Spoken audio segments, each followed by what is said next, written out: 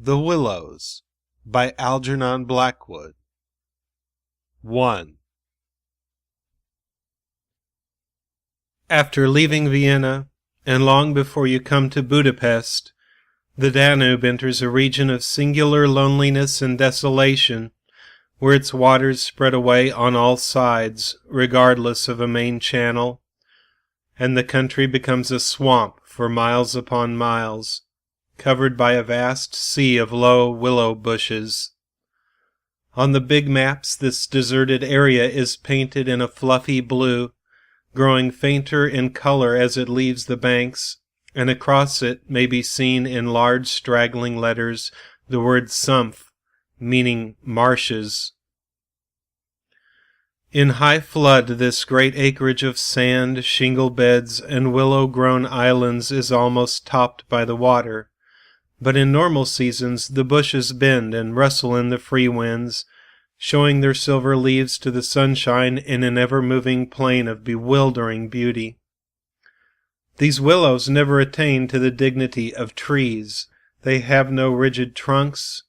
They remain humble bushes with rounded tops and soft outline, swaying on slender stems that answer to the least pressure of the wind, supple as grasses, and so continually shifting that they somehow give the impression that the entire plain is moving and alive. For the wind sends waves rising and falling over the whole surface, waves of leaves instead of waves of water, green swells like the sea too, until the branches turn and lift, and then silvery white as their underside turns to the sun. Happy to slip beyond the control of the stern banks, the Danube here wanders about at will among the intricate network of channels intersecting the islands everywhere with broad avenues down which the waters pour with a shouting sound, making whirlpools, eddies, and foaming rapids, tearing at the sandy banks, carrying away masses of shore and willow clumps, and forming new islands innumerably, which shift daily in size and shape, and possess at best an impermanent life, since the flood time obliterates their very existence. Properly speaking, this fascinating part of the river's life begins soon after leaving Pressburg, and we, in our Canadian canoe, with gypsy tent and frying pan on board, reached it on the crest of a rising flood about mid-July. That very same morning, when the sky was reddening before sunrise, we had slipped swiftly through still sleeping Vienna, leaving it a couple of hours later a mere patch of smoke against the blue hills of the Wienerwald on the horizon. We had breakfasted below Fischermende under a grove of birch trees roaring in the wind, and had then swept on the tearing current past Orth, Hainburg, Petronell, the old Roman Carnuntum of Marcus Aurelius, and so under the frowning heights of Thelsen on a spur of the Carpathians, where the march steals in quietly from the left, and the frontier is crossed between Austria and Hungary. Racing along at 12 kilometers an hour soon took us well into Hungary, and the muddy waters, sure sign of flood, sent us aground on many a shingle bed, and twisted us like a cork in many a sudden belching whirlpool before the towers of Pressburg, Hungarian Pozsony, showed against the sky. And then the canoe, leaping like a spirited horse, flew at top speed under the grey walls, negotiated safely the sunken chain of the Flygenbrook ferry, turned the corner sharply to the left, and plunged on yellow foam into the wilderness of islands, sandbanks, and swampland beyond, the land of the Willows. The change came suddenly, as when a series of bioscope pictures snaps down on the streets of a town and shifts without warning into the scenery of lake and forest. We entered the land of desolation on wings, and in less than half an hour there was neither boat, nor fishing hut, nor red roof, nor any single sign of human habitation and civilization within sight. This sense of remoteness from the world of humankind, the utter isolation, the fascination of this singular world of willows, winds, and waters instantly laid its spell upon us both, so that we allowed laughingly to one another that we ought by rights to have held some special kind of passport to admit us, and that we had somewhat audaciously come without asking leave into a separate little kingdom of wonder and magic, a kingdom that was reserved for the use of others who had a right to it, with everywhere unwritten warnings to trespassers for those who had the imagination to discover them. Though still early in the afternoon, the ceaseless buffetings of a most tempestuous wind made us feel weary, and we at once began casting about for a suitable camping ground for the night. But the bewildering character of the islands made landing difficult. The swirling flood carried us inshore and then swept us out again. The willow branches tore our hands as we seized them to stop the canoe, and we pulled many a yard of sandy bank into the water, before at length we shot with a great sideways blow from the wind into a backwater and managed to beach the bows in a cloud of spray. Then we lay panting and laughing after our exertions on the hot yellow sand, sheltered from the wind, and in the full blaze of a scorching sun, a cloudless blue sky above, and an immense army of dancing, shouting willow bushes, closing in from all sides, shining with spray, and clapping their 1,000 little hands as though to applaud the success of our efforts.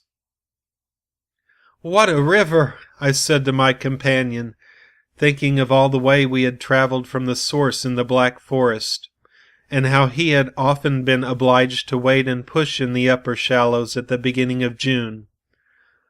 "Won't stand much nonsense now, will it?" he said, pulling the canoe a little farther into safety up the sand, and then composing himself for a nap. I lay by his side, happy and peaceful in the bath of the elements. Water, wind, sand, and the great fire of the sun, thinking of the long journey that lay behind us, and of the great stretch before us to the Black Sea, and how lucky I was to have such a delightful and charming traveling companion as my friend, the Swede. We had made many similar journeys together, but the Danube, more than any other river I knew, impressed us from the very beginning with its aliveness. From its tiny bubbling entry into the world, among the pinewood gardens of Donaueschingen, until this moment when it began to play the great river game of losing itself amongst the deserted swamps, unobserved, unrestrained, it had seemed to us like following the groan of some living creature, sleepy at first, but later developing violent desires as it became conscious of its deep soul. It rolled like some huge fluid being through all the countries we had passed, holding our little craft on its mighty shoulders, playing roughly with us sometimes, yet always friendly and well-meaning, till at length we had come inevitably to regard it as a great personage. How indeed could it be otherwise, since it told us so much of its secret life? At night we heard it singing to the moon as we lay in our tent, uttering that odd sibilant note peculiar to itself, and said to be caused by the rapid tearing of the pebbles along its bed, so great is its hurrying speed. We knew, too, the voice of its gurgling whirlpools, suddenly bubbling up on a surface previously quite calm, the roar of its shallows and swift rapids, its constant steady thundering below all mere surface sounds, and that ceaseless tearing of its icy waters at the banks. How it stood up and shouted when the rains fell flat upon its face, and how its laughter roared out when the wind blew upstream and tried to stop its growing speed. We knew all its sounds and voices, its tumblings and foamings, its unnecessary splashing against the bridges, that self-conscious chatter when there were hills to look on, the affected dignity of its speech when it passed through the little towns far too important to laugh, and all these faint, sweet whisperings when the sun caught it fairly in some slow curve and poured down upon it till the steam rose. It was full of tricks, too, in its early life, before the great world knew it. There were places in the upper reaches among the Swabian forests, when yet the first whispers of its destiny had not reached it, where it elected to disappear through holes in the ground to appear again on the other side of the porous limestone hills and start a new river, with another name, leaving, too, so little water in its own bed that we had to climb out and wade and push the canoe through miles of shallows. And a chief pleasure in those early days of its irresponsible youth was to lie low, like Brer Fox, just before the little turbulent tributaries came to join it from the Alps, and to refuse to acknowledge them when in, but to run for miles side by side, the dividing line well marked, the very levels different, the Danube utterly declining to recognize the newcomer. Below Passau, however, it gave up this particular trick, for there the inn comes in with a thundering power impossible to ignore, and so pushes and incommodes the parent river that there is hardly room for them in the long twisting gorge that follows, and the Danube is shoved this way and that against the cliffs and forced to hurry itself with great waves and much dashing to and fro in order to get through in time. And during the fight our canoe slipped down from its shoulder to its breast, and had the time of its life among the struggling waves. But the inn taught the old river a lesson, and after Passau it no longer pretended to ignore new arrivals. This was many days back, of course, and since then we had come to know other aspects of the great creature, and across the Bavarian wheat plain of Straubing she wandered so slowly under the blazing June sun that we could well imagine only the surface inches were water, while below there moved, concealed as by a silken mantle, a whole army of undines, passing silently and unseen down to the sea, and very leisurely too, lest they be discovered. Much, too, we forgave her because of her friendliness to the birds and the animals that haunted the shores. Cormorants lined the banks in lonely places in rows like short black palings. Gray crows crowded the shingle beds. Storks stood fishing in the vistas of shallower water that opened up between the islands, and hawks, swans, and marsh birds of all sorts filled the air with glinting wings and singing petulant cries. It was impossible to feel annoyed with the river's vagaries after seeing a deer leap with a splash into the water at sunrise and swim past the bows of the canoe. And often we saw fawns peering at us from the underbrush, or looked straight into the brown eyes of a stag as we charged full tilt round a corner and entered another reach of the river. Foxes, too, everywhere haunted the banks, tripping daintily among the driftwood and disappearing so suddenly that it was impossible to see how they managed it. But now, after leaving Pressburg, everything changed a little, and the Danube became more serious. It ceased trifling. It was halfway to the Black Sea, within seeming distance almost of other, stranger countries where no tricks would be permitted or understood. It became suddenly grown up, and claimed our respect and even our awe. It broke out into three arms, for one thing, that only met again 100 kilometers farther down, and for a canoe there were no indications which one was intended to be followed. "If you take a side channel," said the Hungarian officer we met in the Pressburg shop while buying provisions, "you may find yourselves, when the flood subsides, 40 miles from anywhere, high and dry, and you may easily starve. There are no people, no farms, no fishermen. I warn you not to continue. The river, too, is still rising, and this wind will increase." The rising river did not alarm us in the least, but the matter of being left high and dry by a sudden subsidence of the waters might be serious, and we had consequently laid in an extra stock of provisions. For the rest, the officer's prophecy held true, and the wind, blowing down a perfectly clear sky, increased steadily till it reached the dignity of a westerly gale.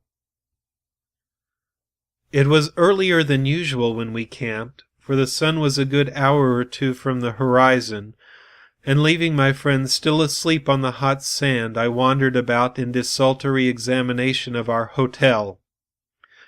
The island, I found, was less than an acre in extent, a mere sandy bank standing some 2 or 3 feet above the level of the river. The far end, pointing into the sunset, was covered with flying spray which the tremendous wind drove off the crests of the broken waves. It was triangular in shape, with the apex upstream. I stood there for several minutes, watching the impetuous crimson flood bearing down with a shouting roar, dashing in waves against the bank as though to sweep it bodily away, and then swirling by into foaming streams on either side. The ground seemed to shake with the shock and rush, while the furious movement of the willow bushes as the wind poured over them increased the curious illusion that the island itself actually moved. Above, for a mile or two, I could see the great river descending upon me. It was like looking up the slope of a sliding hill, white with foam, and leaping up everywhere to show itself to the sun. The rest of the island was too thickly grown with willows to make walking pleasant, but I made the tour nevertheless. From the lower end the light, of course, changed, and the river looked dark and angry. Only the backs of the flying waves were visible, streaked with foam, and pushed forcibly by the great puffs of wind that fell upon them from behind. For a short mile it was visible, pouring in and out among the islands, and then disappearing with a huge sweep into the willows, which closed about it like a herd of monstrous antediluvian creatures crowding down to drink. They made me think of gigantic, sponge-like growths that sucked the river up into themselves. They caused it to vanish from sight. They herded there together in such overpowering numbers. Altogether, it was an impressive scene, with its utter loneliness, its bizarre suggestion, and as I gazed long and curiously, a singular emotion began to stir somewhere in the depths of me.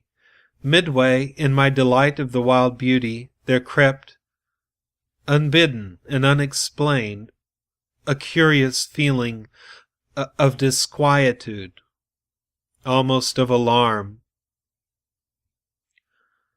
A rising river, perhaps, always suggests something of the ominous. Many of the little islands I saw before me would probably have been swept away by the morning. This resistless, thundering flood of water touched the sense of awe. Yet I was aware that my uneasiness lay deeper far than the emotions of awe and wonder. It was not that I felt. Nor had it directly to do with the power of the driving wind, this shouting hurricane that might almost carry up a few acres of willows into the air and scatter them like so much chaff over the landscape. The wind was simply enjoying itself, for nothing rose out of the flat landscape to stop it, and I was conscious of sharing its great game with a kind of pleasurable excitement. Yet this novel emotion had nothing to do with the wind. Indeed, so vague was the sense of distress I experienced that it was impossible to trace it to its source and deal with it accordingly, though I was aware somehow that it had to do with my realization of our utter insignificance before this unrestrained power of the elements about me. The huge grown river had something to do with it too. a vague, unpleasant idea that we had somehow trifled with these great elemental forces, in whose power we lay helpless every hour of the day and night.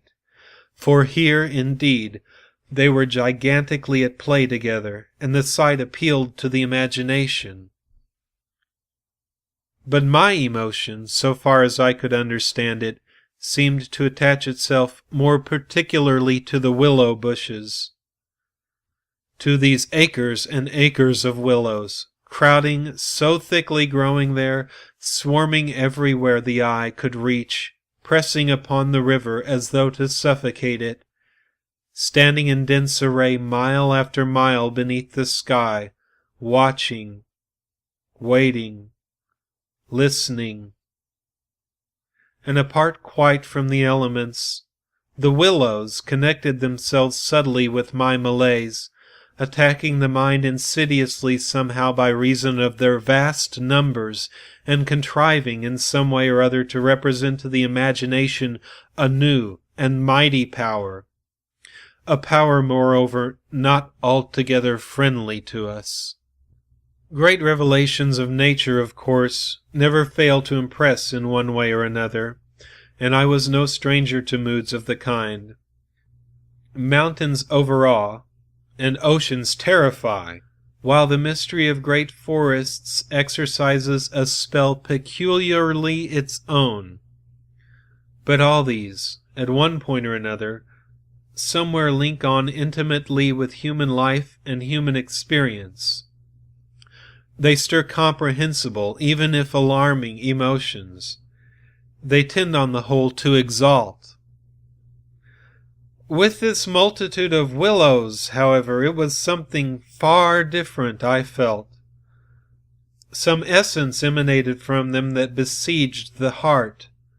A sense of awe awakened, true, but of awe touched somewhere by a vague terror.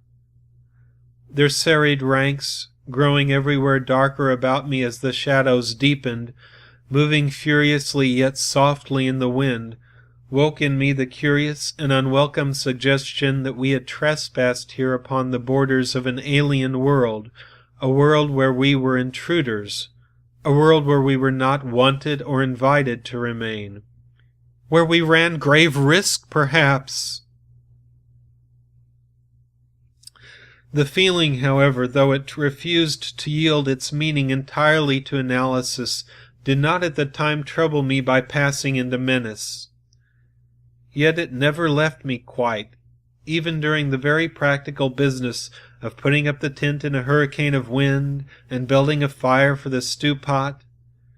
It remained, just enough to bother and perplex, and to rob a most delightful camping ground of a good portion of its charm. To my companion, however, I said nothing, for he was a man I consider devoid of imagination. In the first place, I could never have explained to him what I meant, and in the second, he would have laughed stupidly at me if I had. There was a slight depression in the center of the island, and here we pitched the tent. The surrounding willows broke the wind a bit. "A poor camp," observed the imperturbable Swede when at last the tent stood upright. "No stones and precious little firewood. I'm for moving on early tomorrow, eh? This sand won't hold anything." But the experience of a collapsing tent at midnight had taught us many devices, and we made the cozy gypsy house as safe as possible, and then set about collecting a store of wood to last till bedtime. Willow bushes dropped no branches, and driftwood was our only source of supply. We hunted the shores pretty thoroughly. Everywhere the banks were crumbling as the rising flood tore at them and carried away great portions with a splash and a gurgle. "The island's much smaller than when we landed," said the accurate Swede. "It won't last long at this rate. We'd better drag the canoe close to the tent and be ready to start at a moment's notice. I shall sleep in my clothes." He was a little distance off, climbing along the bank, and I heard his rather jolly laugh as he spoke. "By Jove!" I heard him call, a moment later. and turned to see what had caused his exclamation. But for the moment he was hidden by the willows, and I could not find him. "What in the world's this?" I heard him cry again, and this time his voice had become serious. I ran up quickly and joined him on the bank. He was looking over the river, pointing at something in the water. "Good heavens, it's a man's body!" he cried excitedly. "Look!" A black thing, turning over and over in the foaming waves, swept rapidly past. It kept disappearing and coming up to the surface again. It was about 20 feet from the shore, and just as it was opposite to where we stood, it lurched round and looked straight at us. We saw its eyes reflecting the sunset and gleaming an odd yellow as the body turned over. Then it gave a swift, gulping plunge and dived out of sight in a flash. "An otter, by gad!" we exclaimed in the same breath, laughing. It was an otter, alive, and out on the hunt. Yet it had looked exactly like the body of a drowned man, turning helplessly in the current. Far below it came to the surface once again, and we saw its black skin, wet and shining in the sunlight. Then, too, just as we turned back, our arms full of driftwood, another thing happened to recall us to the river bank. This time it really was a man, and what was more, a man in a boat. Now, a small boat on the Danube was an unusual sight at any time, but here in this deserted region, and at flood time, it was so unexpected as to constitute a real event. We stood and stared. Whether it was due to the slanting sunlight, or the refraction from the wonderfully illumined water, I cannot say, but whatever the cause, I found it difficult to focus my sight properly upon the flying apparition. It seemed, however, to be a man standing upright, in a sort of flat-bottomed boat, steering with a long oar and being carried down the opposite shore at a tremendous pace. He apparently was looking across in our direction, but the distance was too great, and the light too uncertain for us to make out very plainly what he was about. It seemed to me that he was gesticulating and making signs at us. His voice came across the water to us, shouting something furiously, but the wind drowned it so that no single word was audible. There was something curious about the whole appearance. Man, boat, signs, voice, that made an impression on me out of all proportion to its cause. "He's crossing himself," I cried. "Look, he's making the sign of the cross." "I believe you're right," the Swede said, shading his eyes with his hand and watching the man out of sight. He seemed to be gone in a moment, melting away down there into the sea of willows, where the sun caught them in the bend of the river and turned them into a great crimson wall of beauty. Mist, too, had begun to ruse, so that the air was hazy. "But what in the world is he doing at nightfall on this flooded river?" I said, half to myself. "Where is he going at such a time, and what did he mean by his signs and shouting? Do you think he wished to warn us about something?" "He saw our smoke and thought we were spirits, probably," laughed my companion. "These Hungarians believe in all sorts of rubbish. You remember the shopwoman at Pressburg warning us that no one ever landed here because it belonged to some sort of beings outside man's world? I suppose they believe in fairies and elementals, possibly demons too. That peasant in the boat saw people on the islands for the first time in his life," he added after a slight pause, "and it scared him. That's all." The Swede's tone of voice was not convincing, and his manner lacked something that was usually there. I noted the change instantly while he talked, though without being able to label it precisely. "If they had enough imagination," I laughed loudly. I remember trying to make as much noise as I could. "They might well people a place like this with the old gods of antiquity. The Romans must have haunted all this region more or less with their shrines and sacred groves and elemental deities." The subject dropped, and we returned to our stew pot, for my friend was not given to imaginative conversations as a rule. Moreover, just then I remembered feeling distinctly glad that he was not imaginative. His stolid, practical nature suddenly seemed to me welcome and comforting. It was an admirable temperament, I felt. He could steer down rapids like a red Indian, shoot dangerous bridges and whirlpools better than any white man I ever saw in a canoe. He was a grand fellow for an adventurous trip, a tower of strength when untoward things happen. I looked at his strong face and light curly hair as he staggered along under his pile of driftwood, twice the size of mine, and I experienced a feeling of relief. Yes, I was distinctly glad just then that the Swede was what he was, and that he never made remarks that suggested more than they said. "The river's still rising, though," he added, as if following out some thoughts of his own and dropping his load with a gasp. "This island will be under water in 2 days if it goes on." "I wish the wind would go down," I said. "I don't care a fig for the river." The flood, indeed, had no terrors for us. We could get off at 10 minutes' notice, and the more water the better we liked it. It meant an increasing current and the obliteration of the treacherous shingle beds that so often threatened to tear the bottom out of our canoe. Contrary to our expectations, the wind did not go down with the sun. It seemed to increase with the darkness, howling overhead and shaking the willows round us like straws.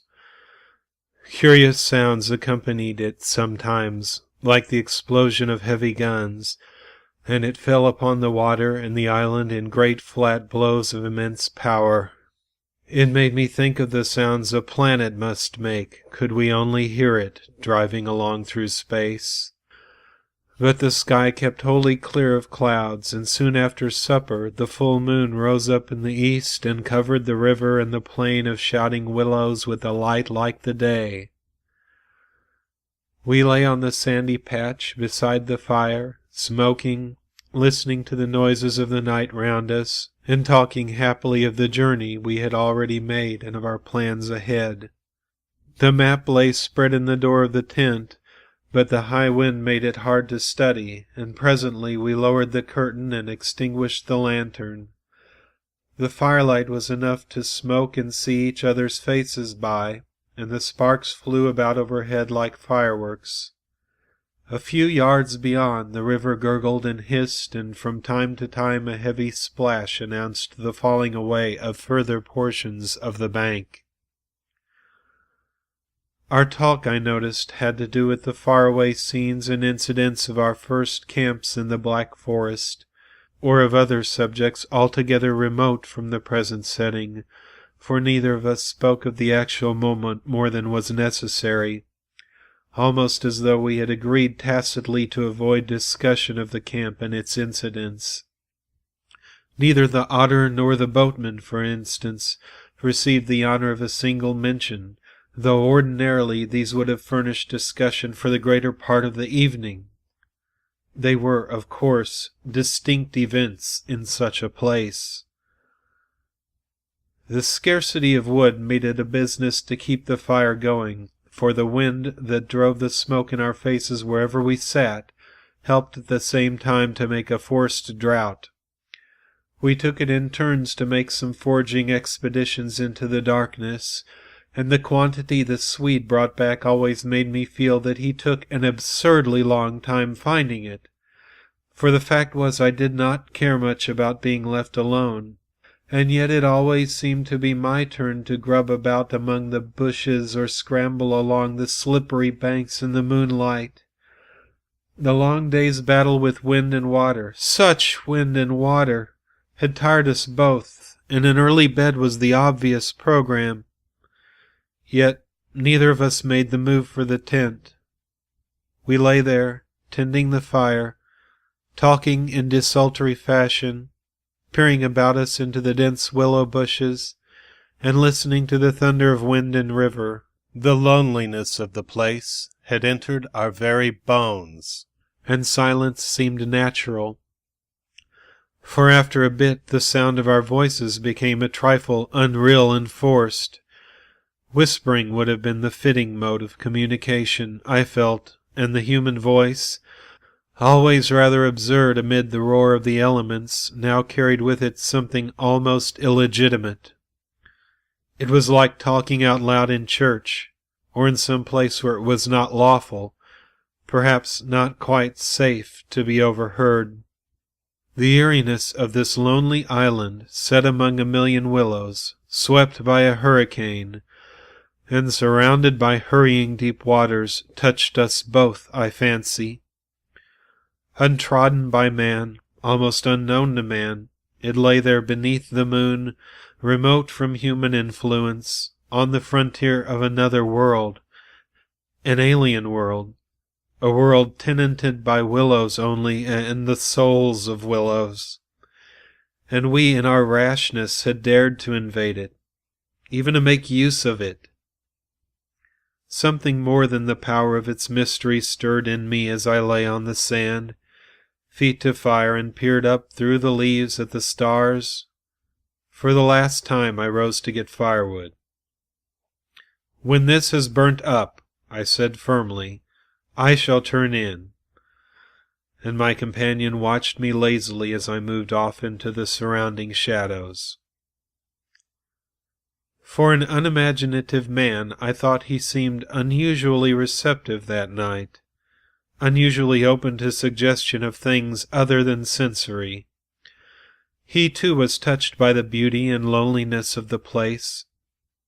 I was not altogether pleased, I remember, to recognize this slight change in him, and instead of immediately collecting sticks, I made my way to the far point of the island where the moonlight on plain and river could be seen to better advantage. The desire to be alone had come suddenly upon me. My former dread returned in force. There was a vague feeling in me I wished to face and probe to the bottom. When I reached the point of sand jutting out among the waves, the spell of the place descended upon me with a positive shock. No mere scenery could have produced such an effect. There was something more here, something to alarm. I gazed across the waste of wild waters. I watched the whispering willows. I heard the ceaseless beating of the tireless wind, and, one and all, each in its own way, stirred in me this sensation of a strange distress.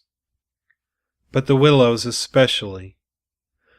Forever they went on chattering and talking amongst themselves, laughing a little, shrilly crying out, sometimes sighing, but what it was they made so much to do about belonged to the secret life of the great plain they inhabited, and it was utterly alien to the world I knew, or to that of the wild yet kindly elements.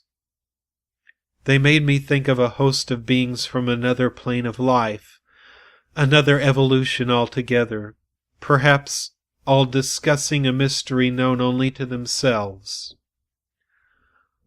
I watched them, moving busily together, oddly shaking their big bushy heads, twirling their myriad leaves even when there was no wind. They moved of their own will as though alive, and they touched, by some incalculable method, my own keen sense of the horrible. There they stood in the moonlight, like a vast army, surrounding our camp, shaking their innumerable silver spears defiantly, formed already for an attack. The psychology of places, for some imaginations at least, is very vivid. For the wanderer, especially, camps have their note, either of welcome or rejection. At first it may not always be apparent, because the busy preparations of tent and cooking prevent, but with the first pause, after supper usually, it comes and announces itself. And the note of this willow camp now became unmistakably plain to me. We were interlopers, trespassers, we were not welcomed. The sense of unfamiliarity grew upon me as I stood there watching. We touched the frontier of a region where our presence was resented. For a night's lodging we might perhaps be tolerated, but for a prolonged and inquisitive stay, no! By all the gods of the trees and wilderness, no! We were the first human influences upon this island, and we were not wanted. The Willows were against us. Strange thoughts like these, bizarre fancies, born I know not whence, found lodgment in my mind as I stood listening. What, I thought, if, after all, these crouching willows proved to be alive? If suddenly they should rise up like a swarm of living creatures, marshaled by the gods whose territory we had invaded, sweep towards us off the vast swamps, booming overhead in the night, and then settle down? As I looked, it was so easy to imagine they actually moved, crept near, retreated a little, huddled together in masses, hostile, waiting for the great wind that should finally start them a-running. I could have sworn their aspect changed a little, and their ranks deepened and pressed more closely together. The melancholy, shrill cry of a night-bird sounded overhead, and suddenly I nearly lost my balance as the piece of bank I stood upon fell with a great splash into the river, undermined by the flood. I stepped back just in time, and went on hunting for firewood again, half laughing at the odd fancies that crowded so thickly into my mind, and cast their spell upon me. I recalled the Swede's remark about moving on next day, and I was just thinking that I fully agreed with him, when I turned with a start and saw the subject of my thoughts standing immediately in front of me. He was quite close. The roar of the elements had covered his approach. End of 1. 2. "You've been gone so long," he shouted above the wind. "I thought something must have happened to you." But there was that in his tone, and a certain look in his face as well, that conveyed to me more than his usual words, and in a flash I understood the real reason for his coming. It was because the spell of the place had entered his soul too, and he did not like being alone. "River still rising," he cried, pointing to the flood in the moonlight, "and the wind simply awful." He always said the same things, but it was the cry for companionship that gave the real importance to his words. "Lucky," I cried back. "Our tent's in the hollow." "I think it'll hold, all right." I added something about the difficulty of finding wood in order to explain my absence, but the wind caught my words and flung them across the river so that he did not hear, but just looked at me through the branches, nodding his head. "Lucky if we get away without disaster," he shouted, or words to that effect, and I remember feeling half angry with him for putting the thought into words, for it was exactly what I felt myself. There was a disaster impending somewhere, and the sense of presentiment lay unpleasantly upon me. We went back to the fire and made a final blaze, poking it up with our feet. We took a last look round. But for the wind, the heat would have been unpleasant. I put this thought into words, and I remember my friend's reply struck me oddly, that he would rather have the heat, the ordinary July weather, than this diabolical wind. Everything was snug for the night. The canoe lying turned over beside the tent, with both yellow paddles beneath her, the provision sack hanging from a willow stem, and the washed-up dishes removed to a safe distance from the fire, all ready for the morning meal. We smothered the embers of the fire with sand and then turned in.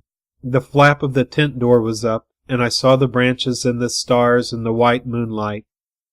The shaking willows and the heavy buffetings of the wind against our taut little house were the last things I remember as sleep came down and covered all with its soft and delicious forgetfulness. Suddenly, I found myself lying awake, peering from my sandy mattress through the door of the tent. I looked at my watch, pinned against the canvas, and saw, by the bright moonlight, that it was past 12 o'clock, the threshold of a new day, and I had therefore slept a couple of hours. The Swede was asleep still beside me. The wind howled as before. Something plucked at my heart and made me feel afraid. there was a sense of disturbance in my immediate neighborhood. I sat up quickly and looked out.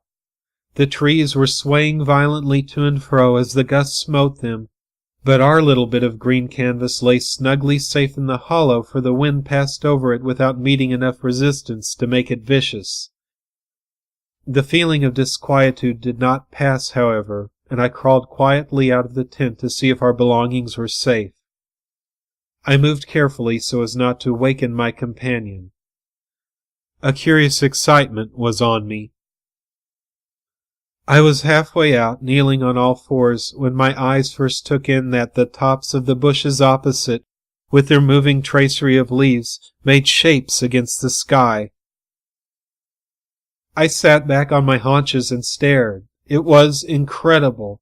Surely, but there, opposite and slightly above me, were shapes of some indeterminate sort among the willows, and as the branches swayed in the wind they seemed to group themselves about these shapes, forming a series of monstrous outlines that shifted rapidly beneath the moon. Close, about 50 feet in front of me, I saw these things. My first instinct was to waken my companion, that he too might see them, but something made me hesitate. The sudden realization, probably, that I should not welcome corroboration. And meanwhile I crouched there staring in amazement with smarting eyes. I was wide awake. I remember saying to myself that I was not dreaming. They first became properly visible, these huge figures, just within the tops of the bushes, immense, bronze-colored, moving, and wholly independent of the swaying of the branches. I saw them plainly, and noted, now I came to examine them more calmly, that they were very much larger than human, and indeed that something in their appearance proclaimed them to be not human at all. Certainly they were not merely the moving tracery of the branches against the moonlight. They shifted independently. They rose upwards in a continuous stream from earth to sky, vanishing utterly as soon as they reached the dark of the sky. They were interlaced one with another, making a great column, and I saw their limbs and huge bodies melting in and out of each other, forming this serpentine line that bent and swayed and twisted spirally with the contortions of the wind-tossed trees. They were nude, fluid shapes, passing up the bushes, within the leaves almost, rising up in a living column into the heavens. Their faces I never could see. Unceasingly they poured upwards, swaying in great bending curves with a hue of dull bronze upon their skins. I stared, trying to force every atom of vision from my eyes. For a long time I thought they must every moment disappear and resolve themselves into the movements of the branches and prove to be an optical illusion. I searched everywhere for a proof of reality, when all the while I understood quite well that the standard of reality had changed. For the longer I looked, the more certain I became that these figures were real and living, though perhaps not according to the standards that the camera and the biologist would insist upon. Far from feeling fear, I was possessed with a sense of awe and wonder such as I have never known. I seemed to be gazing at the personified elemental forces of this haunted and primeval region. Our intrusion had stirred the powers of the place into activity. It was we who were the cause of the disturbance, and my brain filled to bursting with stories and legends of the spirits and deities of places that have been acknowledged and worshipped by men in all ages of the world's history. But before I could arrive at any possible explanation, something impelled me to go farther out, and I crept forward on the sand and stood upright.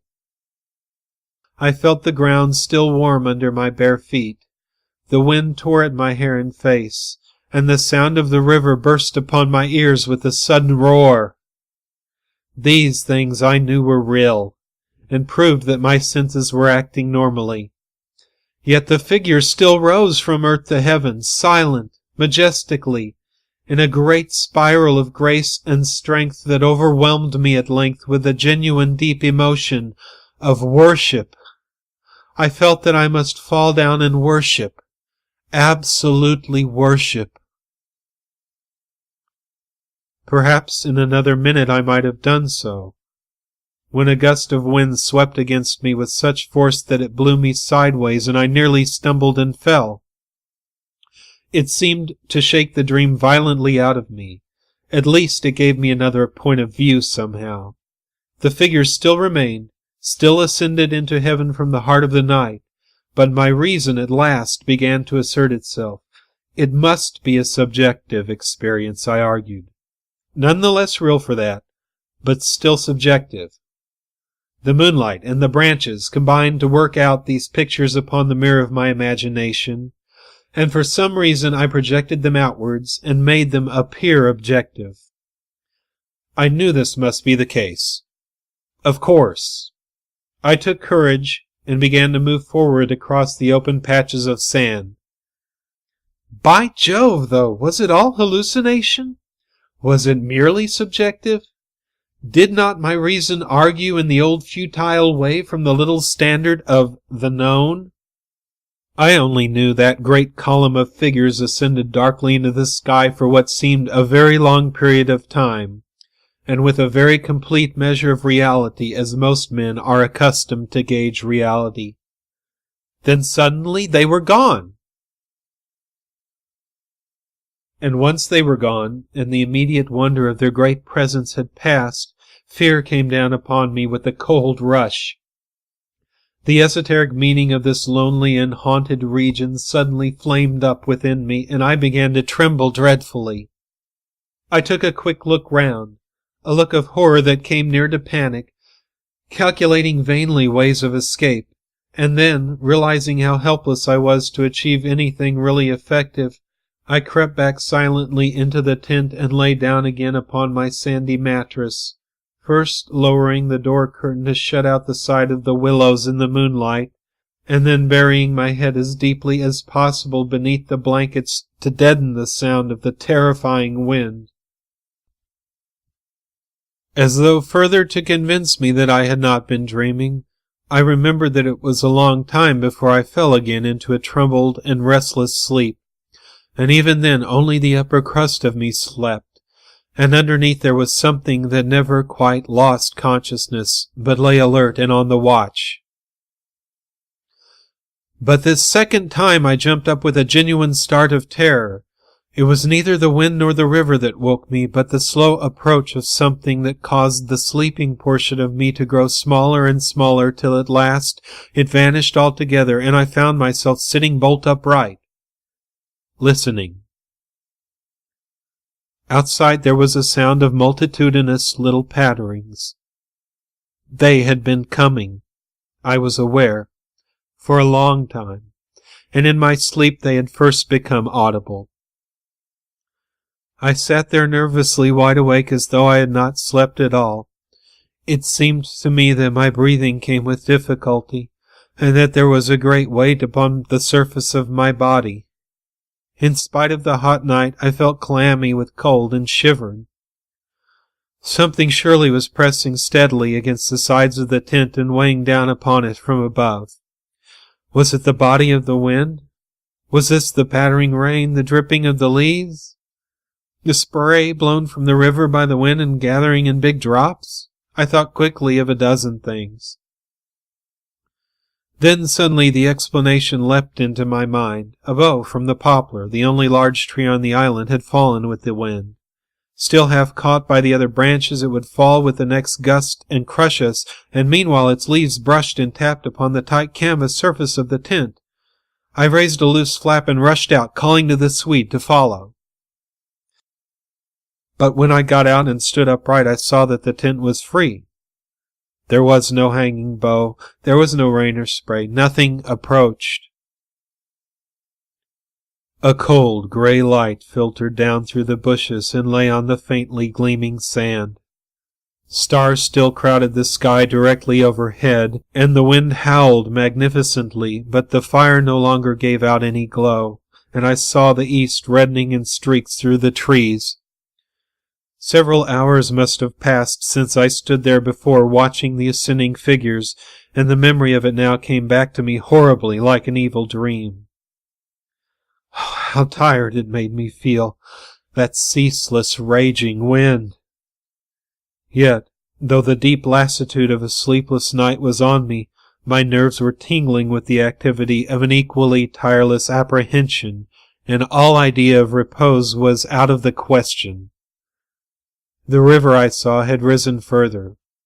Its thunder filled the air, and a fine spray made itself felt through my thin sleeping shirt. Yet nowhere did I discover the slightest evidence of anything to cause alarm. This deep, prolonged disturbance in my heart remained wholly unaccounted for.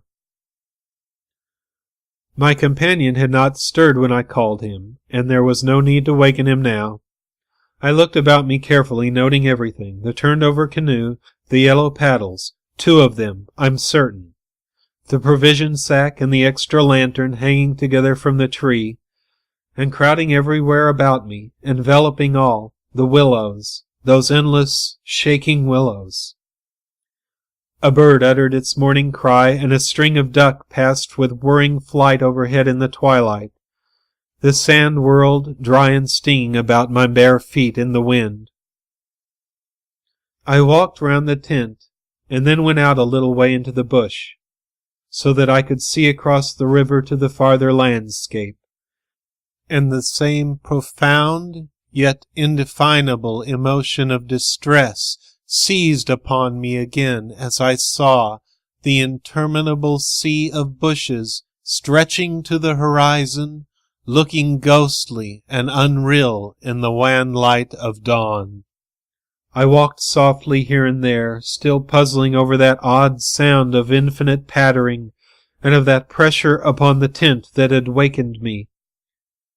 It must have been the wind, I reflected, the wind bearing upon the loose hot sand, driving the dry particles smartly against the taut canvas, the wind dropping heavily upon our fragile roof.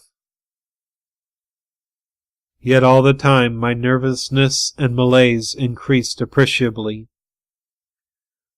I crossed over to the farther shore and noted how the coastline had altered in the night, and what masses of sand the river had torn away. I dipped my hands and feet into the cool current and bathed my forehead. Already there was a glow of sunrise in the sky, and the exquisite freshness of coming day. On my way back I passed purposely beneath the very bushes where I had seen the column of figures rising into the air, and midway among the clumps I suddenly found myself overtaken by a sense of vast terror. From the shadows a large figure went swiftly by. Someone passed me as sure as ever man did. It was a great staggering blow from the wind that helped me forward again, and once out in the more open space, the sense of terror diminished strangely. The winds were about and walking. I remember saying to myself, "For the winds often move like great presences under the trees," and altogether the fear that hovered about me was such an unknown and immense kind of fear, so unlike anything I had ever felt before, that it woke a sense of awe and wonder in me that did much to counteract its worst effects. And when I reached a high point in the middle of the island from which I could see the wide stretch of river, crimson in the sunrise, the whole magical beauty of it all was so overpowering that a sort of wild yearning woke in me, and almost brought a cry up into the throat. But this cry found no expression, for as my eyes wandered from the plain beyond to the island round me and noted our little tent half hidden among the willows, a dreadful discovery leaped out at me, compared to which my terror of the walking winds seemed as nothing at all. For a change, I thought, had somehow come about in the arrangement of the landscape. It was not that my point of vantage gave me a different view, but that an alteration had apparently been effected in the relation of the tent to the willows, and of the willows to the tent. Surely the bushes now crowded much closer. unnecessarily, unpleasantly close. They had moved nearer. Creeping with silent feet over the shifting sands, drawing imperceptibly nearer by soft, unhurried movements, the willows had come closer during the night. But had the wind moved them, or had they moved of themselves?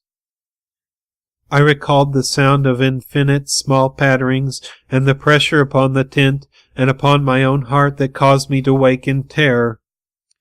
I swayed for a moment in the wind, like a tree, finding it hard to keep my upright position on the sandy hillock. There was a suggestion here of personal agency, of deliberate intention, of aggressive hostility, and it terrified me into a sort of rigidity. Then the reaction followed quickly. The idea was so bizarre, so absurd, that I felt inclined to laugh. But the laughter came no more readily than the cry. For the knowledge that my mind was so receptive to such dangerous imaginings brought the additional terror that it was through our minds and not through our physical bodies that the attack would come, and was coming. The wind buffeted me about, and very quickly, it seemed, the sun came up over the horizon, for it was after 4 o'clock, and I must have stood on that little pinnacle of sand longer than I knew, afraid to come down to close quarters with the willows. I returned quietly, creepily to the tent, first taking another exhaustive look round and, yes, I confess it, making a few measurements. I paced out on the warm sand the distances between the willows and the tent, making a note of the shortest distance particularly. I crawled stealthily into my blankets. My companion, to all appearances, still slept soundly, and I was glad that this was so.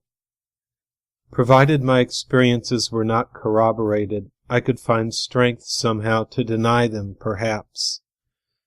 With the daylight, I could persuade myself that it was all a subjective hallucination, a fantasy of the night, a projection of the excited imagination. Nothing further came in to disturb me, and I fell asleep almost at once, utterly exhausted, yet still in dread of hearing again that weird sound of multitudinous pattering, or of feeling the pressure upon my heart that had made it difficult to breathe.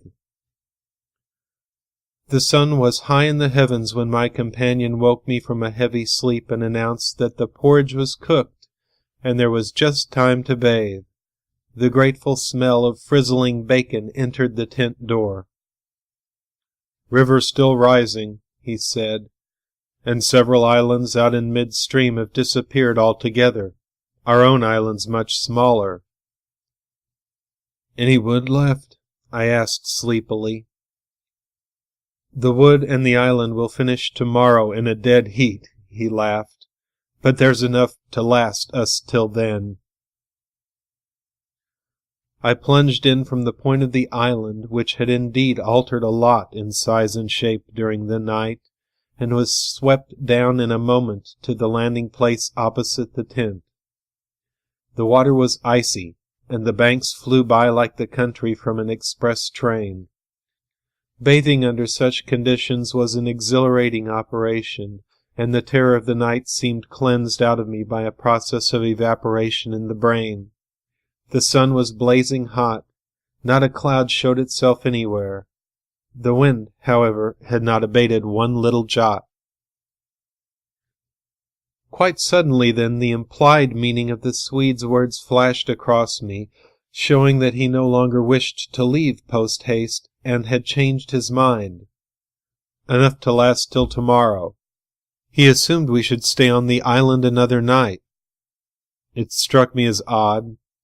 The night before he was so positive the other way. How had the change come about? Great crumblings of the banks occurred at breakfast, with heavy splashings and clouds of spray which the wind brought into our frying pan, and my fellow traveller talked incessantly about the difficulty the Vienna Pest steamers must have to find the channel in flood. but the state of his mind interested and impressed me far more than the state of the river or the difficulties of the steamers. He had changed somehow since the evening before. His manner was different, a trifle excited, a trifle shy, with a sort of suspicion about his voice and gestures. I hardly know how to describe it now in cold blood, but at the time I remembered being quite certain of one thing, that he had become frightened. He ate very little breakfast, and for once omitted to smoke his pipe.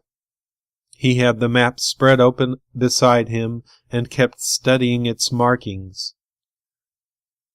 "We'd better get off sharp in an hour," I said presently, feeling for an opening that must bring him indirectly to a partial confession at any rate, and his answer puzzled me uncomfortably. "Rather, if they'll let us." "Who'll let us? The elements?" I asked quickly, with affected indifference. "The powers of this awful place, whoever they are," he replied, keeping his eyes on the map. "The gods are here, if they are anywhere at all in the world." "The elements are always the true immortals," I replied, laughing as naturally as I could manage, yet knowing quite well that my face reflected my true feelings when he looked up gravely at me and spoke across the smoke. "We shall be fortunate if we get away without further disaster." This was exactly what I had dreaded, and I screwed myself up to the point of the direct question. It was like agreeing to allow the dentist to extract the tooth. It had to come anyhow in the long run, and the rest was all pretense. "Further disaster? Why, what's happened?" "For one thing, the steering paddle's gone," he said quietly. "The steering paddle gone!" I repeated, greatly excited, for this was our rudder, and the Danube in flood without a rudder was suicide. "But what—" "And there's a tear in the bottom of the canoe," he added, with a genuine little tremor in his voice. I continued staring at him, able only to repeat the words in his face somewhat foolishly. There, in the heat of the sun, and on this burning sand, I was aware of a freezing atmosphere descending round us. I got up to follow him, for he merely nodded his head gravely and led the way towards the tent a few yards on the other side of the fireplace. The canoe still lay there as I had last seen her in the night, ribs uppermost, the paddles, or rather, the paddle, on the sand beside her. "There's only one," he said, stooping to pick it up, "and here's the rent in the baseboard." It was on the tip of my tongue to tell him that I had clearly noticed 2 paddles a few hours before, but a second impulse made me think better of it, and I said nothing. I approached to see. There was a long, finely made tear in the bottom of the canoe where a little slither of wood had been neatly taken clean out. It looked as if the tooth of a sharp rock or snag had eaten down her length, and investigation showed that the hole went through. Had we launched out in her without observing it, we must inevitably have foundered. At first the water would have made the wood swell so as to close the hole, but once out in midstream the water must have poured in, and the canoe, never more than 2 inches above the surface, would have filled and sunk very rapidly. "There you see an attempt to prepare a victim for the sacrifice," I heard him saying, more to himself than to me. "2 victims, rather," he added, as he bent over and ran his fingers along the slit. I began to whistle, a thing I always do unconsciously when utterly nonplussed, and purposely paid no attention to his words. I was determined to consider them foolish. "It wasn't there last night," he said presently, straightening up from his examination and looking anywhere but at me. "We must have scratched her in landing, of course," I stopped whistling to say. "The stones are very sharp."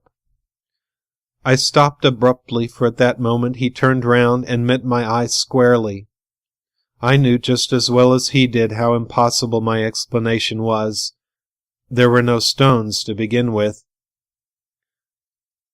And then there's this to explain, too, he added quietly, handing me the paddle and pointing to the blade.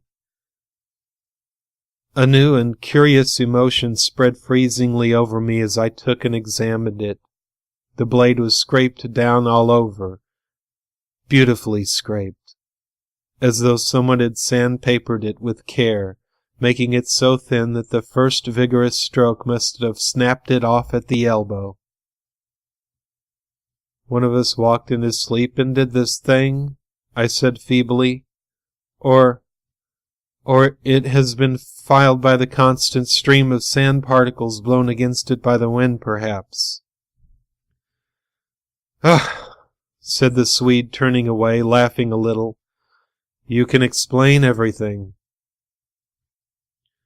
The same wind that caught the steering paddle and flung it so near the bank that it fell in with the next lump that crumbled, I called out after him, absolutely determined to find an explanation for everything he showed me. I see, he shouted back, turning his head to look at me before disappearing among the willow bushes. Once alone with these perplexing evidences of personal agency, I think my first thoughts took the form of, one of us must have done this thing, and it certainly was not I. But my second thought decided how impossible it was to suppose, under all the circumstances, that either of us had done it, that my companion, the trusted friend of a dozen similar expeditions, could have knowingly had a hand in it, was a suggestion not to be entertained for a moment. Equally absurd seemed the explanation that this imperturbable and densely practical nature had suddenly become insane and was busied with insane purposes. Yet the fact remained that what disturbed me most, and kept my fear actively alive even in this blaze of sunshine and wild beauty, was the clear certainty that some curious alteration had come about in his mind, that he was nervous, timid, suspicious, aware of goings-on he did not speak about, watching a series of secret and hitherto unmentionable events, waiting, in a word, for a climax that he expected, and I thought, expected very soon. This grew up in my mind intuitively. I hardly knew how. I made a hurried examination of the tent and its surroundings, but the measurements of the night remained the same. There were deep hollows formed in the sand I now noticed for the first time, basin-shaped and of various depths and sizes, varying from that of a teacup to a large bowl. The wind, no doubt, was responsible for these miniature craters, just as it was for lifting the paddle and tossing it toward the water. The rent in the canoe was the only thing that seemed quite inexplicable, and, after all, it was conceivable that a sharp point had caught it when we landed. The examination I made of the shore did not assist this theory, but all the same I clung to it with that diminishing portion of my intelligence which I called my reason.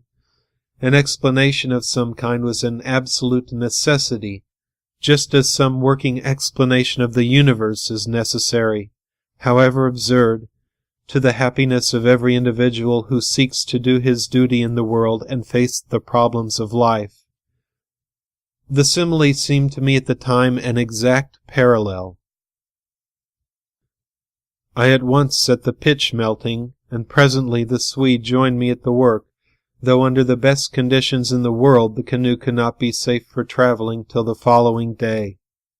I drew his attention casually to the hollows in the sand. Yes, he said, I know. They're all over the island. But you can explain them, no doubt. Wind, of course, I answered without hesitation. Have you never watched those little whirlwinds in the street that twist and twirl everything into a circle? This sand's loose enough to yield, that's all. He made no reply, and we worked on in silence for a bit. I watched him surreptitiously all the time, and I had an idea he was watching me. He seemed, too, to be always listening attentively to something I could not hear, or perhaps for something that he expected to hear, for he kept turning about and staring into the bushes, and up into the sky, and out across the water where it was visible through the openings among the willows. Sometimes he even put his hand to his ear and held it there for several minutes. He said nothing to me, however, about it, and I asked no questions.